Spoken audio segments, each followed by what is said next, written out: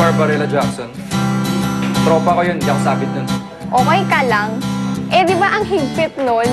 Wala siyang sinasabi na di niya ginawa, no? At di ba pinag-push up ka nung nahuli kang nambobosa sa girls' room? May tao pa kayo, ha? Kung gawin kong dartboard dyan pag bumuka nyo, ha?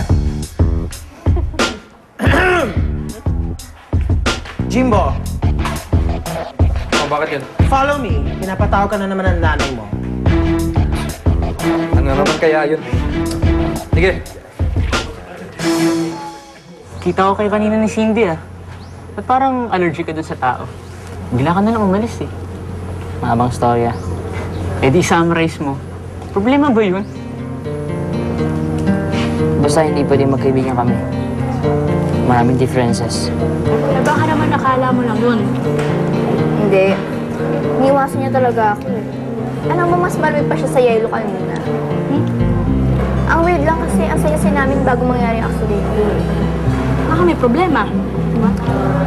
Ang iniisip ko, baka seryoso na yung aksidente ko. Baka nahiya siya sa akin dahil sa nangyari, pero sana bumalik lahat sa dati. Pero di ba matagal na rin naman kayo nagkakasama? Hindi mo man lang siya namimiss? Siyempre, hindi nawawala yun. Pero hindi na kayo pwedeng maging magkaibigan. Eh tayo ba, pwede tayo maging magkaibigan? Magkaibigan naman tayo, ah. Seryoso? Oo. Okay ka naman, eh. Thanks, man. Ay, sure yan. Lalo na kapag natuloy yung retreat, di ba nagiging santot-santo yung mga students doon? Tapos, kasabay pa natin yung klase nila Lucas. Tapos, baka doon bumalik yung closest yung dalawa. Kaya kung sa'yo sasama ako sa retreat, no? Eh, hindi pa nga ako sure kung pwede ang pumunta. Kasi pa ayaw kayang pumunta doon ng nakabandage pa ako. Wala yun. Tayo lang Since- ngayon. Vince, nakita ko na yung camp na pupunta sa retreat. Ito, ang ganda. Tingnan mo.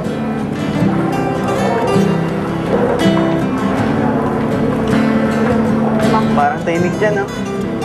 Parang sarap mag-relax. Susunduin kita, sabay tayo pupunta dyan. Huwag na, basta. Tsaka kasi pa, hindi pa naman ako sure kung talagang pwede na ako sumali. Hindi ka na, Pat? Okay, ginawa?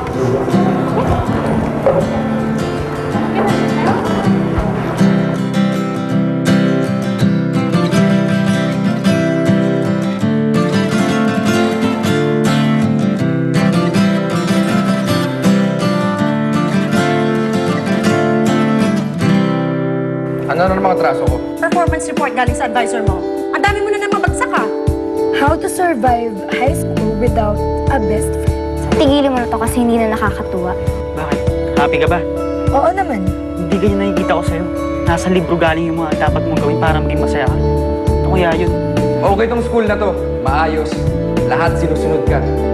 Hindi nila alam sa bahay mo. Magulo. Si Lucas, tinitema ka. Hindi mo ko naiintindihan, eh. Eh, di-explain mo para maintindihan ko. Si Basti naman, kinukulit ka. Hindi, okay lang. Okay lang. Ako na nga eh. Ako na nga. Nandiyan naman si Baste. Kalimutan mo naging close tayo. To deserve someone like you.